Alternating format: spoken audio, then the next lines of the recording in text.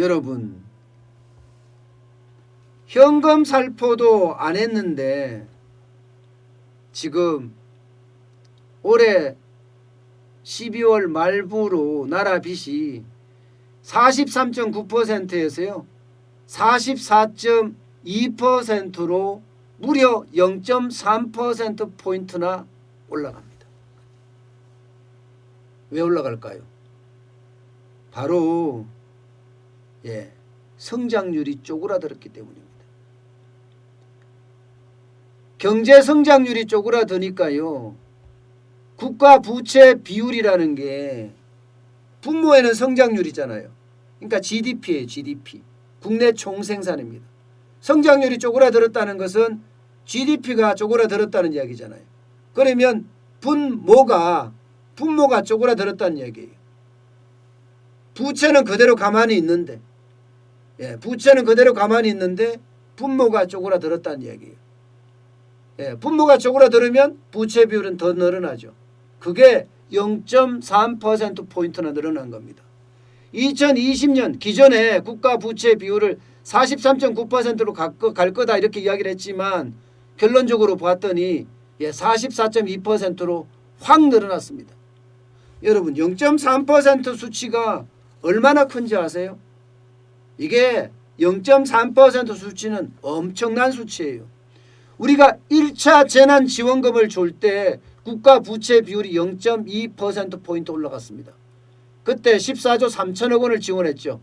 물론 그때 부채를 내서 한 것도 있고 지금 기존에 있는 예산을 가지고 돌려 쓴 것도 있겠지만 2차 재난지원금 때도요 0.4%포인트만 늘었을 뿐이에요. 그런데 아무 현금 살포도 없고 아무 짓도 안 했는데 0.3%포인트 이게 올라갔습니다.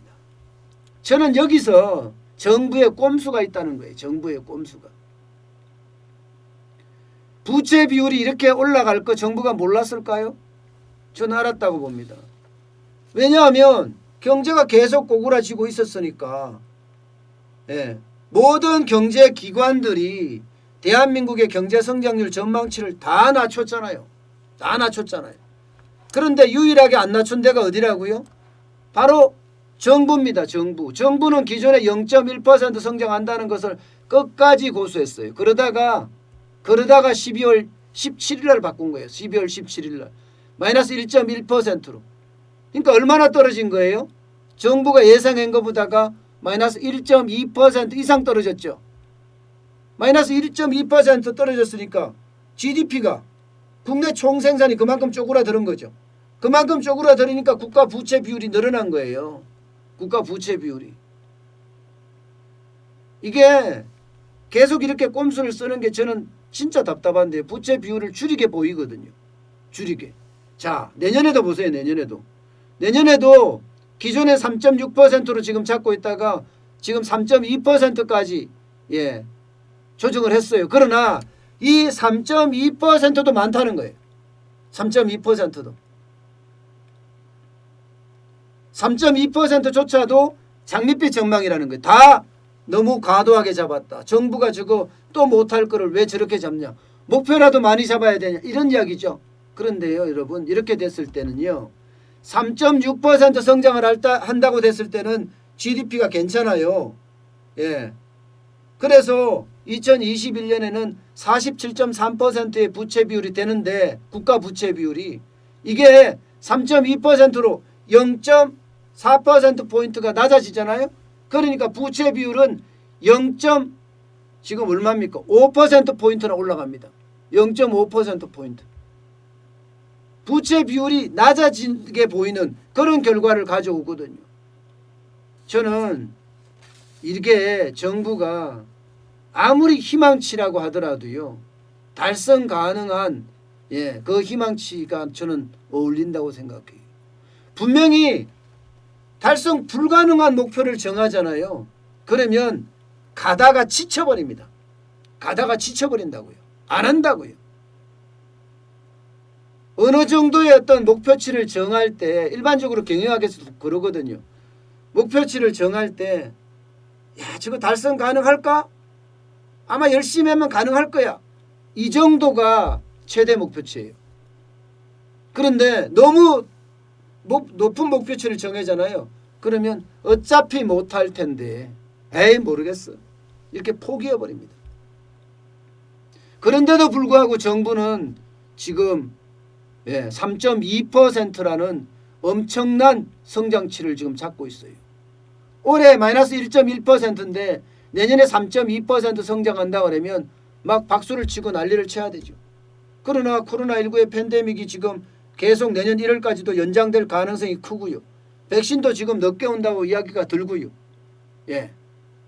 여기다가 치료제가 개발이 돼서 그나마 효과 효능을 많이 봤으면 좋겠지만 셀트리온이 올 연말 종건당도 뭐 내년 1월 이렇게 치료제가 개발이 된다는 이야기가 나오잖아요.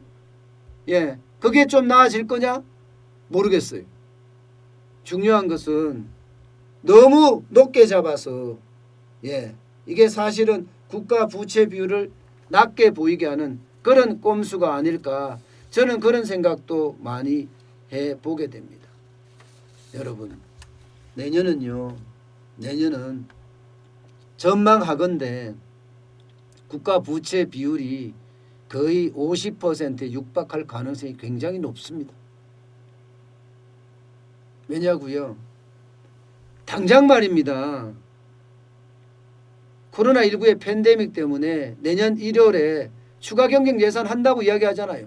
4월에 보궐선거 있기 때문에 또 할 것 같아요. 그때 또 한 번 할 가능성도 있어요. 이건 공영 여당이니까 자기들 마음대로 할 수 있거든요. 어디 그뿐이에요? 2022년에는 대통령 선거 있습니다.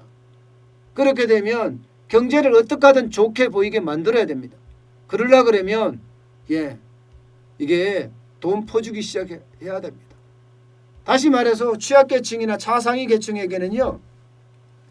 이전 소득을 많이 줘야 돼. 그래서 표를 사야 되잖아요. 그러니까 결국은 국가 부채 비율이 내년에는 굉장히 커지지 않을까 이런 예상을 하고 있습니다. 예상을. 그나마 말입니다. 그나마 GDP 디플레이트라고 하죠. 물가 상승률이요. GDP 디플레이트가 좀 상승하고 있으니까 전반적으로 이게 조금 나아진다고 해요. 지금 유가 좀 상승하고 있죠. 유가가 지금 서부 텍사스산 중진료 WTI가 50불까지 배럴당 50불까지 올라갔단 말입니다. 그러면 수입 물가가 올라간다고요. 그러면 유가가 올라갈 수밖에 없거든요. 그럼 물가가 올라갑니다. 물가가 올라가면 이 GDP가 커져요. GDP가 커집니다.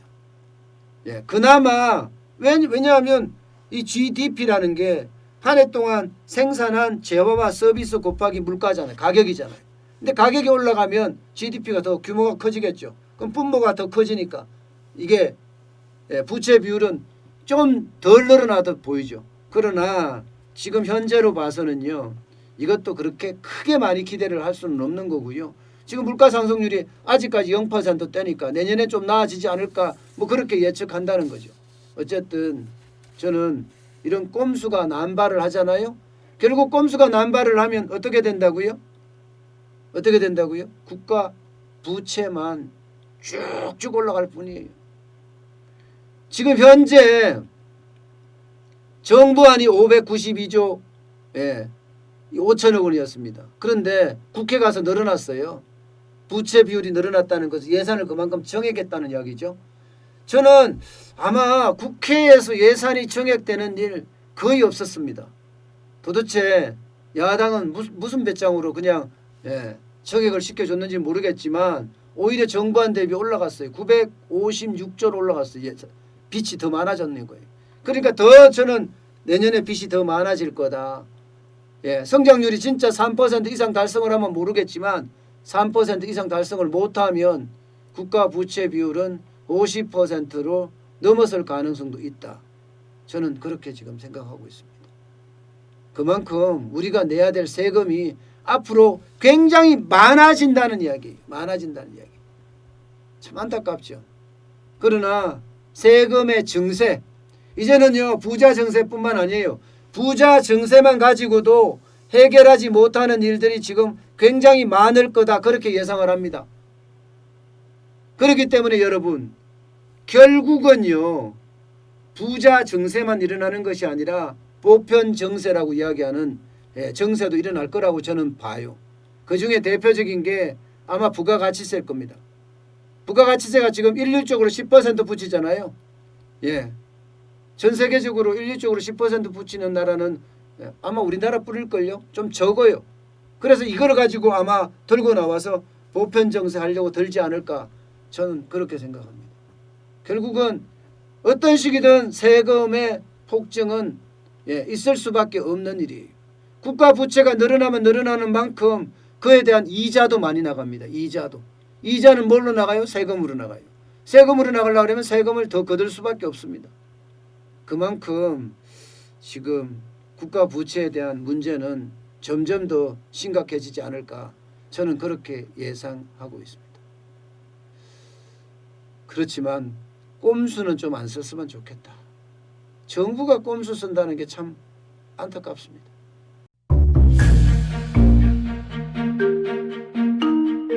세종대왕과 샤넬 넘버5 벤츠 자동차의 최고급 기종인 마이바흐의 공통점을 아시나요? 바로 침향입니다. 침향이란 동남아시아에서 자생하는 침향나무가 상처를 입었을 때 스스로를 보호하기 위해서 분비시키는 침향나무의 진액입니다. 진침향은 태국산 침향과 러시아산 녹용, 그리고 국산 홍삼, 백봉령, 산수유, 당귀, 숙지향, 꿀로 이루어진 침향환으로 만성 피로나 또 스트레스, 기력이 저하된 직장인분들, 또 수험생들, 연세 드신 어르신분들이 드시면 좋은 환입니다. 진침향 여러분들께 자신있게 권해드립니다.